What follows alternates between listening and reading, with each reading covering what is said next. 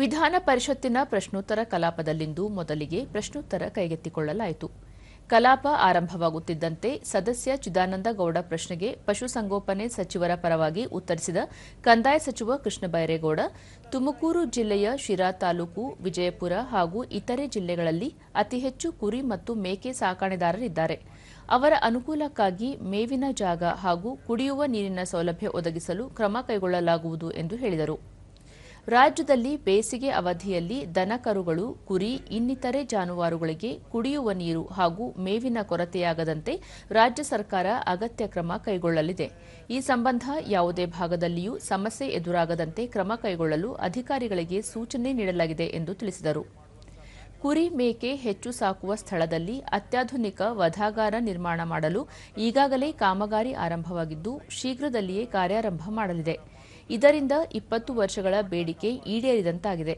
ಈ ವಧಾಗಾರದಿಂದ ಪ್ಯಾಕಿಂಗ್ ಸುಲಭವಾಗುತ್ತದೆ, ಮಾರುಕಟ್ಟೆ ವಿಸ್ತರಣೆಗೆ ಸಹಾಯವಾಗಲಿದ್ದು, ಜೊತೆಗೆ ರೈತರಿಗೆ ಅನುಕೂಲವಾಗಲಿದೆ ಎಂದರು. ಸೈಂಟಿಫಿಕಲಿ ಆದಾಗ ಒಳ್ಳೊಳ್ಳೆ ನಾಳೆ 5 ಸ್ಟಾರ್ ಹೋಟ್ಲಿಗೆ ನಾವು ಸಪ್ಲೈ ಮಾಡಬೇಕು ಅಂದ್ರೆ ಮಿನಿಮಮ್ ಸ್ಟ್ಯಾಂಡರ್ಡ್ಸ್ ಇರಬೇಕಾಗುತ್ತೆ. ಸೊ ಇದು ಮಾನ್ಯ ಸಭಾಪತಿಯವರೇ ಒಂದು 20 ವರ್ಷದಿಂದ ಬೇಡಿಕೆ, ಇದು ಆಧುನಿಕ ವಧಾಗಾರ ಮಾಡಬೇಕು ಅನ್ನುವಂಥದ್ದು ಬಹಳ ಹಳೆ ಬೇಡಿಕೆ. ಅಂತಿಮವಾಗಿ ಒಂದು ಕಾರ್ಯರೂಪಕ್ಕೆ ಬಂದಿದೆ. ಸೊ ಇದು ಅನುಕೂಲ ಅನಾನುಕೂಲ ನೋಡಿಕೊಂಡು ಮುಂದೆ ಇನ್ನೂ ಈ ಥರದ್ದು ಹೆಚ್ಚಿಗೆ ಮಾಡುವಂಥದ್ರ ಕಡೆಗೂ ಕೂಡ ಗಮನ ಕೊಡ್ಬೋದು. ಖಂಡಿತವಾಗಿ ಇದು ರೈತರಿಗೆ ಅನುಕೂಲ ಆಗುತ್ತೆ. ನೀವು ನೇರವಾಗಿ ಏನು ಅನುಕೂಲ ಅಂದರೆ ಮಾರ್ಕೆಟಲ್ಲಿ ಒಳ್ಳೆ ಇನ್ಫ್ರಾಸ್ಟ್ರಕ್ಚರ್ ಬಂದರೆ ಅದು ರೈತರಿಗೂ ಅನುಕೂಲ ಆಗುತ್ತೆ, ಮಾರಾಟನೂ ಹೆಚ್ಚಾಗುತ್ತೆ, ಫಾಸ್ಟ್ ಆಗಿನೂ ಕೆಲಸ ಆಗುತ್ತೆ. ಸದಸ್ಯ ಜವರಾಯಿಗೌಡರ ಪ್ರಶ್ನೆಗೆ ಉತ್ತರಿಸಿದ ಸಚಿವ ಕೃಷ್ಣ ಬೈರೇಗೌಡ, ಕುರಿ, ಮೇಕೆ ಸಾಕಾಣಿಕೆ ಮಾಡುವ ರೈತರಿಗೆ ಪ್ರೋತ್ಸಾಹ ನೀಡಲು ಮುಂದಿನ ದಿನಗಳಲ್ಲಿ ಸಾಲ ನೀಡುವ ವ್ಯವಸ್ಥೆಯನ್ನು ಚುರುಕುಗೊಳಿಸಲಾಗುವುದು. ಕುರಿಗಾಯಿಗಳ ಮೇಲೆ ಹಲ್ಲೆಯಂತಹ ದುಷ್ಕೃತ್ಯಗಳ ತಡೆಗೆ ಕಾನೂನು ರಚನೆ ಮಾಡುವ ಚಿಂತನೆ ಸರ್ಕಾರದ ಮುಂದಿದೆ. ಮುಂದಿನ ದಿನಗಳಲ್ಲಿ ಅದನ್ನು ಜಾರಿಗೆ ತರಲು ಪ್ರಯತ್ನಿಸಲಾಗುವುದು ಎಂದು ತಿಳಿಸಿದರು. ನಾವು ಅದನ್ನ ತಗೊಳ್ತೇವೆ, ಮಾತಾಡ್ತೇವೆ. ಮುಂದುವರೆದು ಇಲಾಖೆಯಲ್ಲಿ ಈ ಕುರಿಗಾಹಿಗಳ ಮೇಲೆ ಆಗುವಂತ ಏನಾದರೂ ಹಲ್ಲೆಗಳು, ಅತ್ಯಾಚಾರಗಳನ್ನ ತಪ್ಪಿಸ್ಲಿಕ್ಕೆ ಒಂದು ಕಾನೂನನ್ನು ಕೂಡ ಮಾಡಬೇಕು ಅನ್ನುವಂಥ ವಿಚಾರನೂ ಕೂಡ ಸರ್ಕಾರದಲ್ಲಿ ಇದೆ ಸಭಾಪತಿಯವರೇ. ಅದನ್ನಾದಷ್ಟು ಶೀಘ್ರ ಕಾನೂನಿಗೂ ನಾವು ಮುಂದೆ ಹೆಜ್ಜೆಯನ್ನ ಇಡ್ತೇವೆ.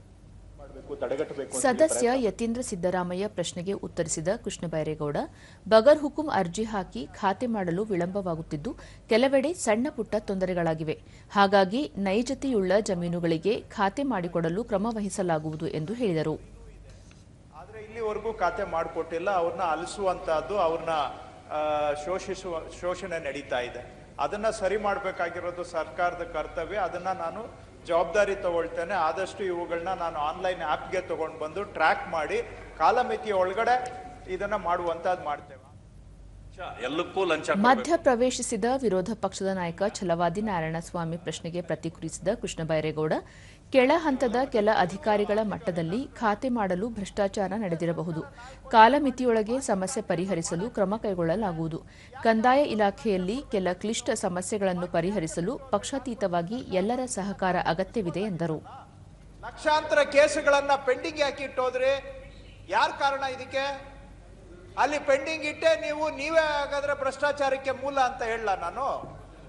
ಬೇಡ, ಅದೆಲ್ಲ ಸರಿ ಮಾಡೋಣ, ನೀವು ಸಲಹೆ ಕೊಡಿ ಏನ್ ಸರಿ ಮಾಡಬೇಕು ಅಂತ. ಈ ಪಬ್ಲಿಕ್ ಇಂಟ್ರೆಸ್ಟ್ ಬಂದಾಗ ಲೆಟ್ಸ್ ವರ್ಕ್. ಸದಸ್ಯ ಟಿಎ ಶರವಣ ಪ್ರಶ್ನೆಗೆ ಕೃಷ್ಣ ಬೈರೇಗೌಡ, ಗೋಮಾಳ ಒತ್ತುವರಿ ತೆರವಿಗೆ ಕಾನೂನು ತಿದ್ದುಪಡಿ ಮಾಡಲಾಗಿದೆ. ಮುಂದಿನ ಅಧಿವೇಶನದಲ್ಲಿ ಅದನ್ನು ಮಂಡಿಸಲಾಗುವುದು. ಇದಕ್ಕೆ ಮುಖ್ಯಮಂತ್ರಿಗಳ ಸಹಕಾರವೂ ಇದೆ. ಮುಂದಿನ ದಿನಗಳಲ್ಲಿ ಸಮಸ್ಯೆ ಪರಿಹಾರಕ್ಕೆ ಪ್ರಯತ್ನಿಸಲಾಗುವುದು ಎಂದು ಹೇಳಿದರು. ಇಲ್ಲ, ಅದನ್ನು ಕೂಡ ಬಿಡದೆ ನಾವು ಟ್ರ್ಯಾಕ್ ಮಾಡ್ತಾ ಇದ್ದೀವಿ. ಈಗ ಎಷ್ಟೋ ಕೇಸಲ್ಲಿ ಕಂಟೆಂಪ್ಟ್ ಬಂದು ಪ್ರಿನ್ಸಿಪಲ್ ಸೆಕ್ರೆಟರಿನ ಕರೆದು ಮಾಡ್ರಿ ಅಂತ ಹೇಳಿದಾಗ ಮಾಡೋದಿಲ್ಲ ಅಂತ ಹೇಳಿದ್ದೀವಿ. ಗ್ರಾಮ ಠಾಣಗಳಲ್ಲಿ ಮನೆ ನಿರ್ಮಾಣ ಮಾಡಲು ನಿವೇಶನವನ್ನು ಪರಿವರ್ತನೆ ಮಾಡುವ ಅವಶ್ಯಕತೆ ಇರುವುದಿಲ್ಲ ಎಂದು ಕಂದಾಯ ಸಚಿವ ಕೃಷ್ಣ ಬೈರೇಗೌಡ ಅವರು ಮೇಲ್ಮನೆಯಲ್ಲಿ ಸ್ಪಷ್ಟಪಡಿಸಿದರು. ನಮಗೆ ಸಂಬಂಧ ಇರೋದು ಕನ್ವರ್ಷನ್ ಮಾಡ್ತೀವಾ ಇಲ್ವೋ ಅನ್ನೋದು ಒಂದೇ. ಗ್ರಾಮ ಠಾಣಾ ಒಳಗಡೆ ನಾವು ಕನ್ವರ್ಷನ್ ಮಾಡೋದಿಲ್ಲ. ಗ್ರಾಮ ಠಾಣಾ ಒಳಗಡೆ ಏನಾದ್ರೂ ಸರ್ವೆ ನಂಬರ್ ಬಂದಿದ್ರೆ ಅದನ್ನ ಕನ್ವರ್ಷನ್ ಮಾಡ್ತೀವಿ. ಆದ್ರೆ ಅದು ಬಿಟ್ಟು ವಸತಿ ಪ್ರದೇಶದಲ್ಲಿ ನಾವು ಕನ್ವರ್ಷನ್ ಮಾಡೋದಿಲ್ಲ. ಯಾಕಂದ್ರೆ ಇದು ಆಟೋಮ್ಯಾಟಿಕಲಿ ಕನ್ವರ್ಟೆಡ್ ಅದು. ಸೊ ಹಾಗಾಗಿ ಗ್ರಾಮ ಠಾಣಾ ಒಳಗಡೆ ಅದು ಕೃಷಿ ಭೂಮಿ ಇದ್ರೆ ಕನ್ವರ್ಷನ್ ಮಾಡ್ತೇವೆ, ಕೃಷಿ ಭೂಮಿ ಇಲ್ಲದೆ ಇದ್ರೆ ಕನ್ವರ್ಷನ್ ಮಾಡೋ ಪ್ರಶ್ನೆ ಉದ್ಭವಿಸೋದಿಲ್ಲ.